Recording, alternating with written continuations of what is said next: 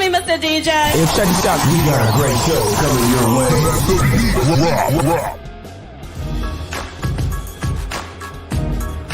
From the ECSI Sports Studios, it's the Midday Market Report with Jeff Dawson.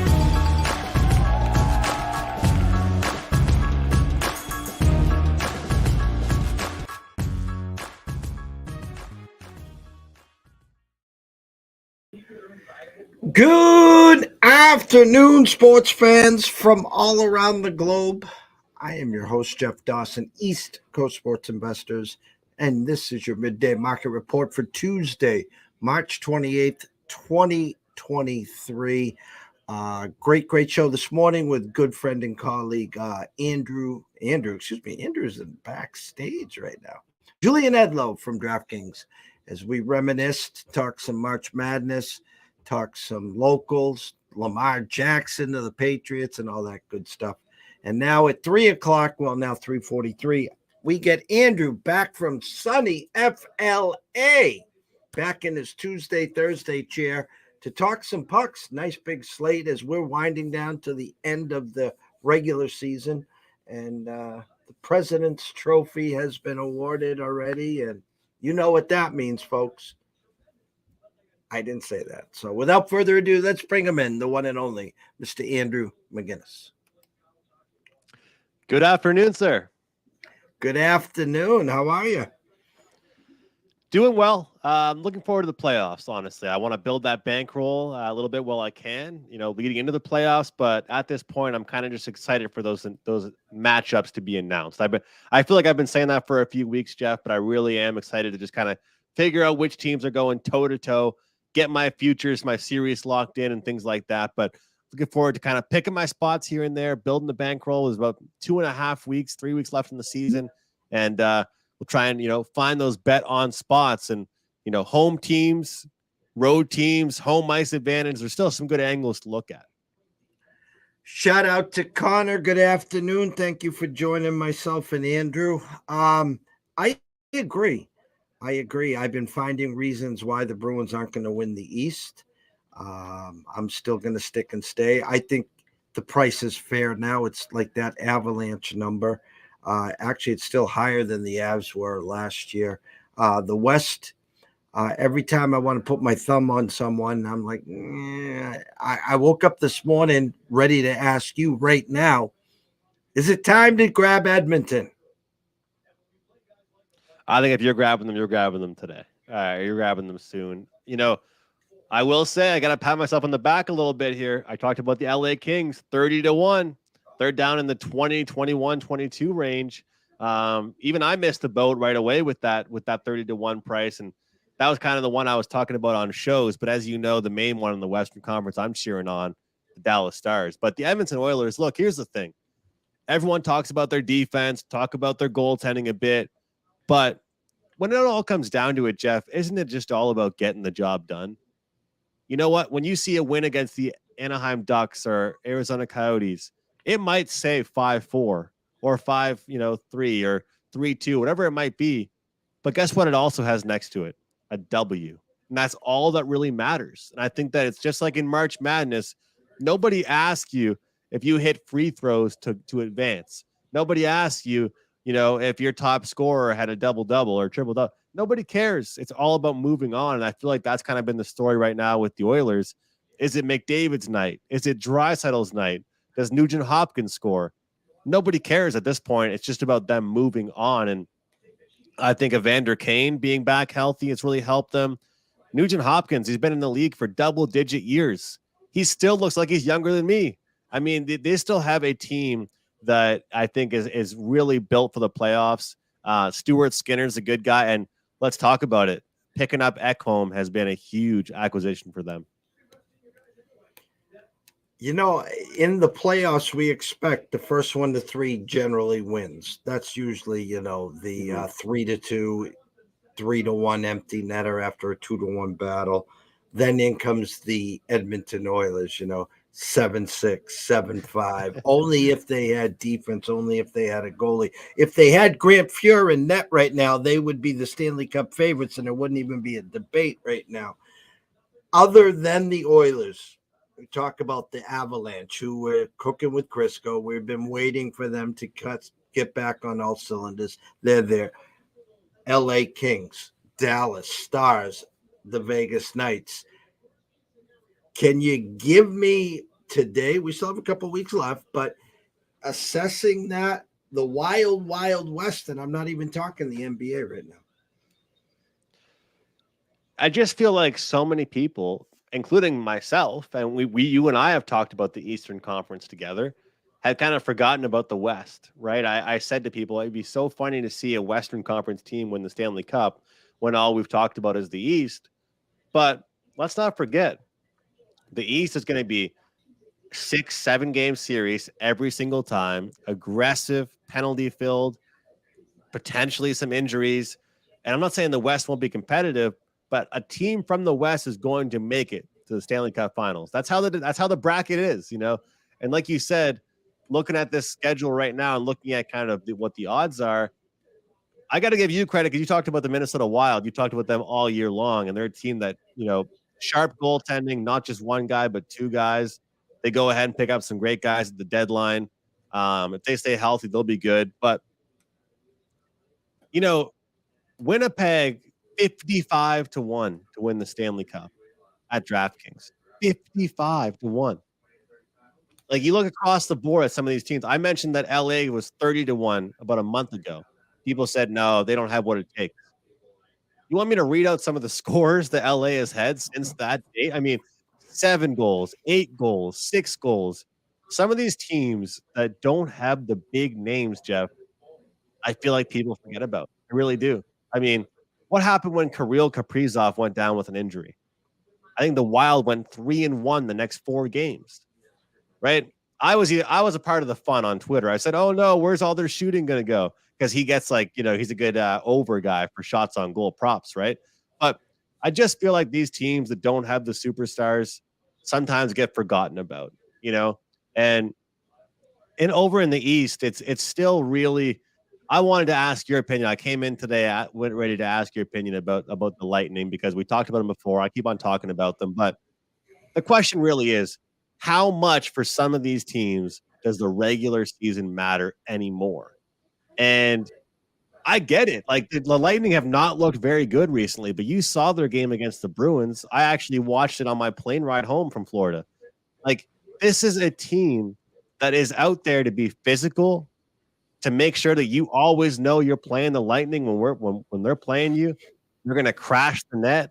Like, they're not going to back down to anybody. And so when I hear people on Twitter and see them saying, oh my God, Tampa, they're 3-7 their last 10. Leafs are going to win in 5. Like, it brings a smile to my face because right now the regular season does not matter. It's for some of these teams. It's all about getting ready and getting prepped for the playoffs. But as far as to answer your question, as far as the Western Conference is concerned, I still think honestly there's value there at with the Kings, but the Wild there at 22-1, just the way that they play defense, I'm ready to hop aboard that with you because of the way they've proven they can play playoff hockey. That's the thing I worry about with even the Vegas Golden Knights and even the Oilers. I mean, they're 13-14-1, and I mean, Vegas is better goaltending than the Oilers do, but even then, both those teams, any given night, can give up 4 or 5 goals. You can't say the same thing, I don't think, for a team like even Winnipeg, you know, Minnesota. LA's got good goaltending, so I don't know. It's very, very tricky to look at. Like, take a look at the Western Conference standings right now in the Central Division. You've got 95, 94, 92, and then drops off to 85 with the Jets. They're still going to make the playoffs, of course. Pacific is 98, 96, 93, 88. So the Kings were in the same position as the Kraken and Flames just a few weeks ago, and now they're in second. So I think it's really up in the air, Jeff, but I want to ride with the defensive teams in the playoffs. It's really what I do. But I think that, can the scoring be enough for the Oilers? Maybe it can be. Maybe it's fine that they give up 3 goals a game. They seem to score 5, so why does it matter? And the hardest thing is, you know, we'll have a few futures in our portfolio from August, September, October, November. We'll add one here. You and I have been doing shows every week all season. And then, as you said, once we get the brackets, then you take a look at the Eastern Conference champs, the Western Conference champs, and then the Stanley Cup odds. Yeah. So last year, again, we got chastised by some people in some big spots because we took the Avs plus 130 to win the West, and we took the Avs plus 300 to win the Cup, and it prevailed. Egg on our face on Tampa. We had no Tampa. We had Florida, and we had we had Florida, and we had the Leafs. Thanks for playing.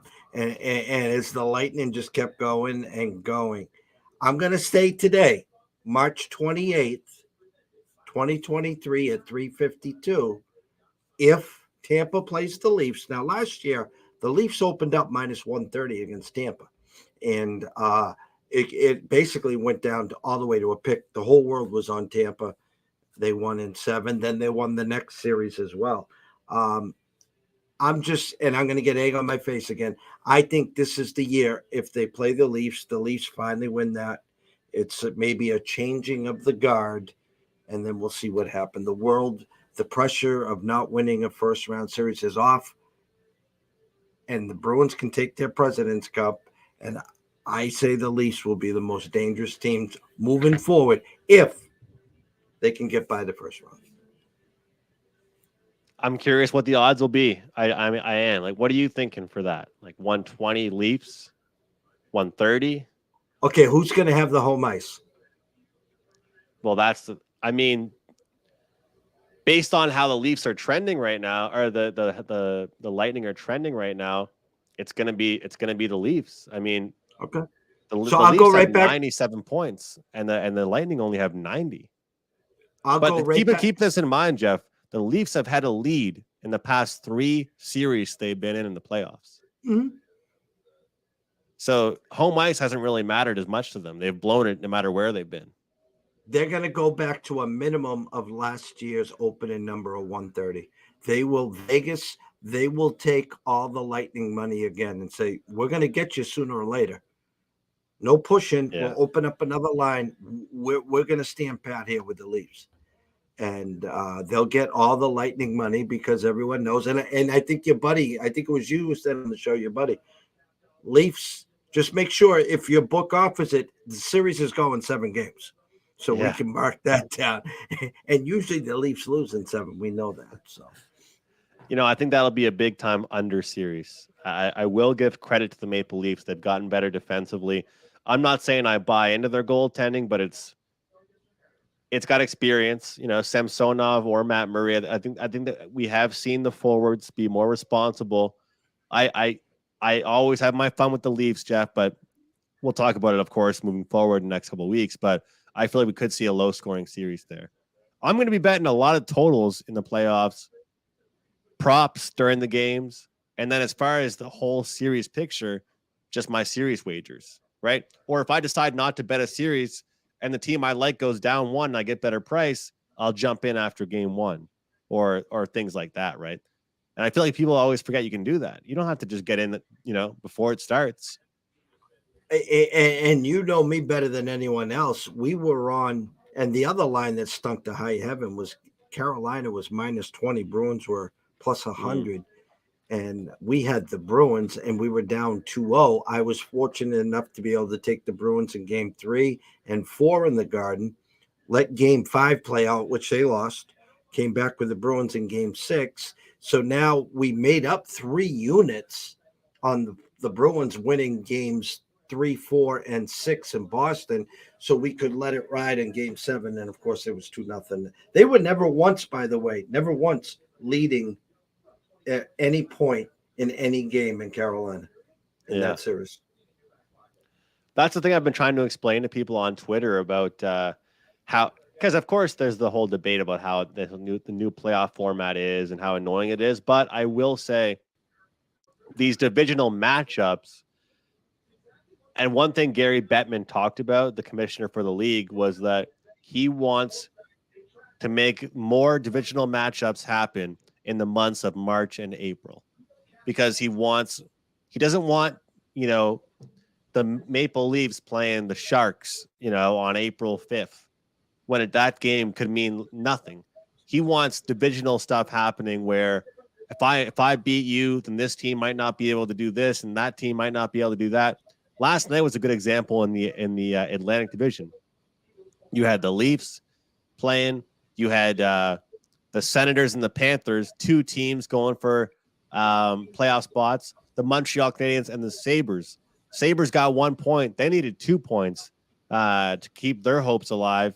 So that's really interesting stuff. But the home ice advantage, Jeff, it's important. I mean, you talked about it there. Protecting the Garden. I mean, the Bruins this year, every series they will be in will be Game 7 at their house, which I've been to the Garden. It's a fun place to watch a game. It's going to be interesting to see. The tickets are out there. The prices are available. I'll be watching from the studio. Shorter line to the bathroom, cheaper beverage prices, free popcorn, hot dog stand, no line. So we'll be excited for that. Did you see the latest food item that they're putting out at the Blue Jays games? No. Poutine hot dog. I just saw they're putting out $9.99 poutine hot dog. I'm going to the home opener in a couple weeks. I think I might have to try it, but I'll tell you what, with the prices of everything, a beer being like $20, you wonder why those players and guys like Mitch Marner are making $11 million a year when we're going there and dropping $100 on beers in one day. You wonder why the players get so much money. It's crazy. I mean, that's why, the concessions, and I said this, I'll say it here again, the speeding up of these baseball games is only going to last for a short time. What's up, TJ? Shut him out. There he goes. My little brother loves poutine, he says. When these games are a half hour shorter and Fenway Park closes the beer lines in the 7th inning, and these guys are losing money hand over fist, because the games are only lasting 2 hours and 30 minutes instead of 3 hours and 15 minutes. Yeah. And so they're going to be pissing and moaning. And next thing you know, they're going to be like, hey, you can take that clock away, or they're going to keep the beer lines open till the 9th inning. So we'll see how that one goes. 1, 2, 3, 4, 5, 6, 7, 8, 9, 10 games in all. Columbus at the Rangers, Tampa, Carolina, the headliner, Nashville Bruins, your Canadiens at Philadelphia, Pittsburgh, Detroit. Canucks in St. Louis is a good game tonight. Stars are at the Blackhawks. Great game between the Kings and the Flames. Great game between the Oilers and the Knights. And then the Jets are at the Sharks. Where are your eyes, my brother? Can I bring a player prop to your attention? There's one that I found I've been talking about a lot lately, but I feel like I haven't even been betting it as much as I should. It is a Montreal Canadien. I'm not playing favorites here, guys. This is a defenseman here for the Montreal Canadiens, Mike Matheson. They picked him up in the offseason last summer, and not really as much known to be a huge offensive defenseman, but someone not afraid to jump in the rush. They're playing Philadelphia tonight, and you look at what Matheson has done last 10 games. We see his shot counts are extremely high. Last 5 games, he's gone over 2.5 shots in 4 of those 5 games. Playing Philadelphia, they ranked 21st in the league in shots on goal allowed. Yesterday, he hits 5. Against Boston, he hit 5. Against Tampa, he hits 5. Against Columbus, he had 3. And his minutes on the ice, he had 29 minutes yesterday against the Buffalo Sabres. And that's a real big thing I look for when I'm looking for who's going to be my shots on goal guy. Oh, yeah. And one more thing I look for is a good price. I'm done with these big juiced up guys, because guess what? You lose 2 in a row and you're getting hurt. I mean, there's sometimes Max Domi is a guy. He was at 1.5. Jeff, he was minus 170. I pretty much was betting him until he moved to 2.5, because that price I thought was worth it at 1.5 shots. But you're getting minus 130 with a guy that's playing power play minutes, averaging about 3-4 power play minutes per game. Like I said, 29 minutes of ice time. That's half a hockey game yesterday he played for that team. So he's someone I'm looking at. I wanted your viewers to get in on him. Mike Matheson from the Montreal Canadiens. I like it. And you said something. It's kind of funny. I was going to add this. Last night, the Oilers are at the Yotes. The under over was 7. Um, Oilers get there 5-4. Of course, they don't get the empty netter. They do get the regulation win. But to all the prop guys, you know, Connor McDavid, anytime goal was minus whatever. Um, uh, Shots on goal 3 was minus a bazillion. And my point is, no goal. He had 1 assist, and he stuck on stupid with 3 shots on net. Yeah, yeah, and that's why sometimes you get stung if you're trying to just play the big name guys, which is why you'll see in the playoffs. I still bet the big guys. Like I'm not. You'll still see me taking David Pastrnak over 3.5 shots on goal or whatever. But I'm going to mention some third liners that people don't talk about enough, and I feel like that's where we'll really make some money. Defenseman props are huge too, Jeff. I mean, here's the thing I'll tell you, which is so funny. So, defenseman props like Victor Hedman, for example, for the Lightning, right? So, as we all know, a point can be a goal, a primary assist, or a secondary assist. How many goals do defensemen score? Well, unless your name's Cale Makar, not a lot, right? So whenever you see the word point next to a player and a defenseman, 8 times out of 10, it's probably an assist.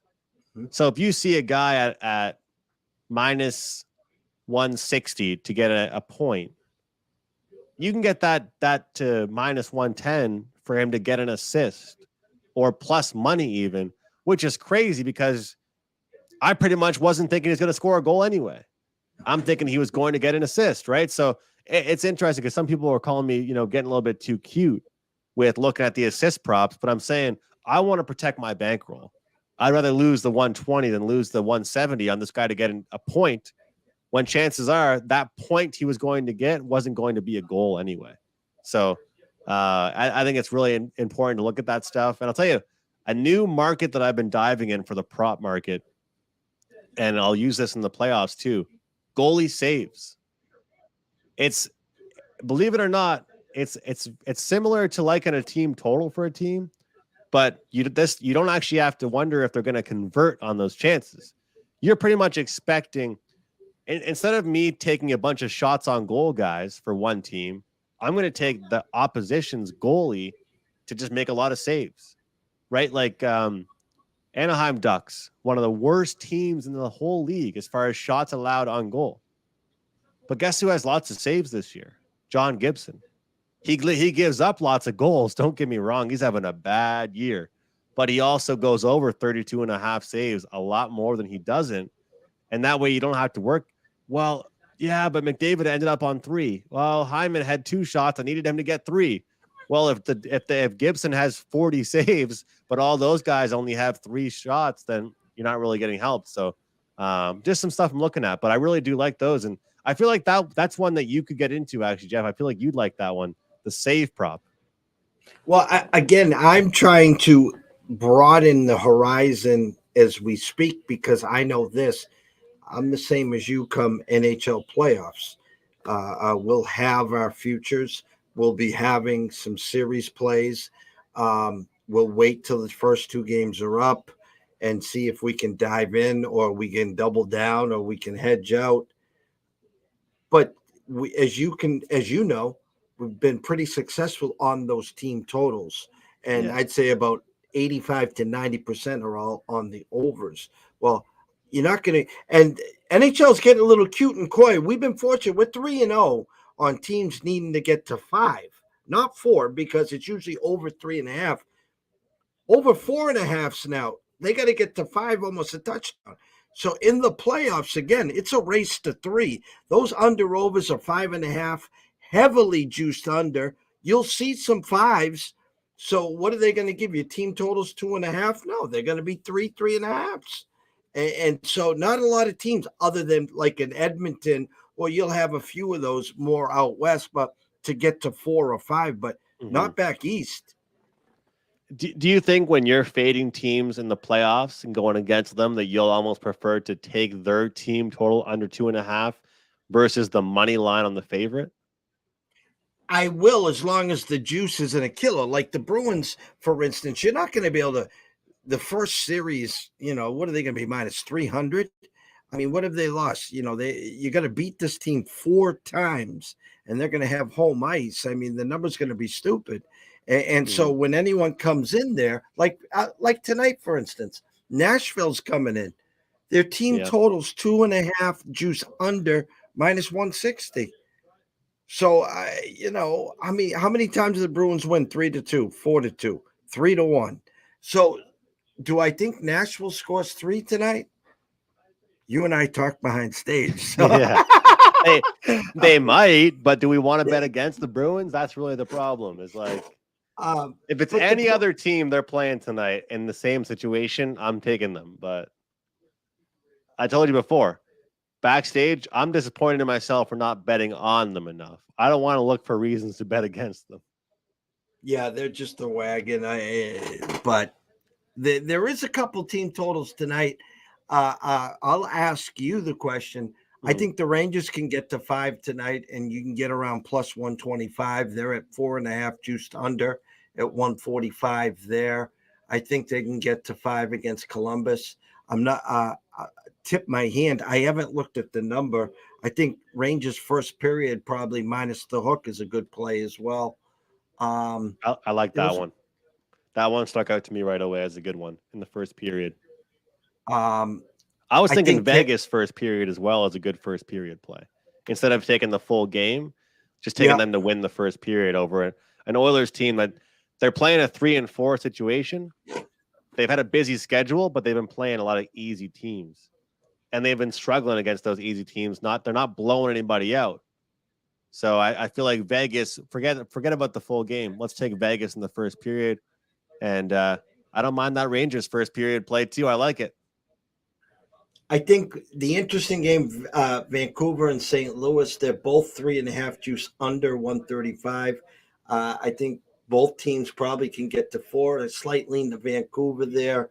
I like Calgary to get to 4 today, and you can get them at 3.5 over plus 125 there. So those are some of the team totals that I've been eyeing today. Yeah, I think I would look towards Vancouver at even money over to their team total. I mean, St. Louis coming off that game where they got shelled in the first period. That was a Twitter play. I wish that went out to clients. That was an over 6.5 for me. 5-1 after the first. Let's get some more of those for the all access plays, not just the Twitter guys. How about that? But this is a St. Louis team that I think is going to be frustrated. Their goaltending, they've got a young guy they're bringing up. Then you've got Binnington. No matter who's in there, the defensemen are letting them down big time, giving up too many chances, leaving guys wide open in front of the net. At Vancouver, don't look now, but where was this run from them 3 months ago? And I don't want to hear it about the coach. I hate that stuff. It's the players. They're playing better. Don't tell me Bruce Boudreau this, Bruce Boudreau that. I'm not related to the guy. I'm not defending him. But it's definitely not Talkit that's doing all this. The players are playing better hockey. How about that Kuzmenko kid? He's unbelievable. He now has a point in 9 of his last 10 games, and you're still getting minus 130, 35 for him to get a point.